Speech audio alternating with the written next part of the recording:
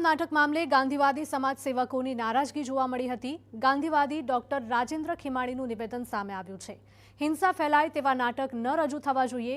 નાટક કોઈ પણ રજૂ કરશે, પરંતુ હિંસા અંગે વિચારવું જોઈએ। હિંસા સાથે સમાજ ન જોડાય તે જોવું જોઈએ।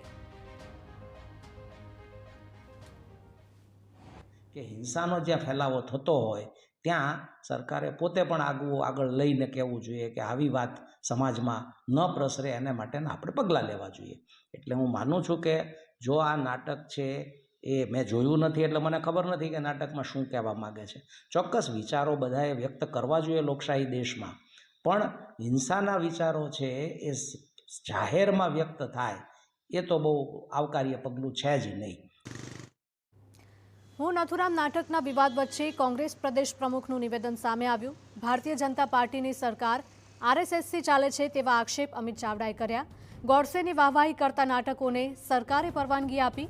ગોડસેએ ગાંધીજીને માર્યા તેને સાચું ઠેરવવા નાટકો કરવા નીકળ્યા છે। જ્યાં સુધી ગાંધીની વિચારધારાને વરેલા લોકો છે ત્યાં સુધી નાટક નહીં થાય। તોડફોડ થાય કે ગમે તે સંજોગ થાય, એક પણ નાટક નહીં થવા દઈએ। અમિત ચાવડાએ જણાવ્યું હતું કે નાટક રદ કરવા માટે જે પણ પરિસ્થિતિનું નિર્માણ થશે તેની સંપૂર્ણ જવાબદારી ભાજપ સરકારની રહેશે।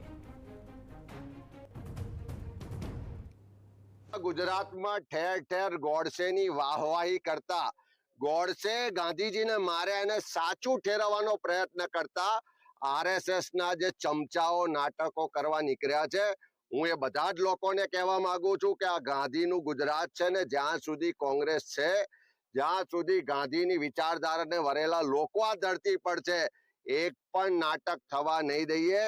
તોડફોડ થાય કે કોઈ પણ સંજોગો થાય, એક પણ નાટક નહીં યોજાય।